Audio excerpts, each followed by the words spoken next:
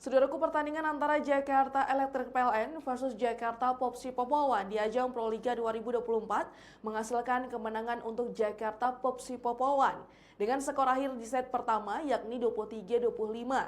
Pertandingan tersebut digelar di Gor Tridharma Gresik, Jawa Timur. Pada sebelumnya, Jakarta Popsi Popolwan berhasil keluar dari tekanan yang dilakukan oleh Jakarta Electric PLN. Pada set pertama, Jakarta Electric PLN tampil sangar dengan menunjukkan dominasi mereka di awal laga. Tim yang diperkuat pemain asing baru Marina Markova berhasil menonjol dengan kedudukan sementara 6-3 atas Jakarta Popsi Popolwan. Sementara itu, tim Jakarta Popsi Popolwan yang berada dalam posisi tertinggal di awal laga mencoba keluar dari situasi sulit tersebut, di mana tim dengan pemain asing handal mereka Madison Kingdom dan Irina Voronkova secara perlahan mencoba menemukan ritme permainan mereka. Sementara Jakarta Electric PLN yang hanya diperkuat pemain asing baru mereka Marina Markova menunjukkan penampilan solid dengan pemain lokal lainnya. Namun Jakarta Popsi Popolwan berhasil bangkit dan samakan kedudukan atas Jakarta Electric PLN dengan angka 99. Selanjutnya persaingan kedua kubu berlangsung sengit dan ketat. Tetapi Jakarta Electric PLN kembali memimpin dengan 2 poin beruntun yang mereka torehkan.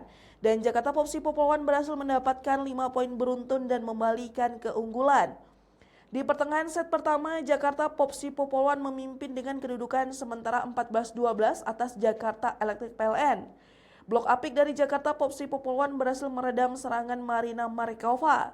Sementara itu Jakarta Electric PLN kembali menyeret persaingan menjadi ketat dengan kedudukan yang sama kuat.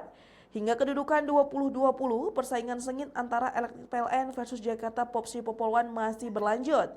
Di penghujung set pertama, 1 poin keunggulan dari Arsela Nuari membawa Jakarta Popsi Popolwan unggul 1 poin. Dibalas serangan dari Marina Markova yang semakin memanaskan persaingan di lapangan.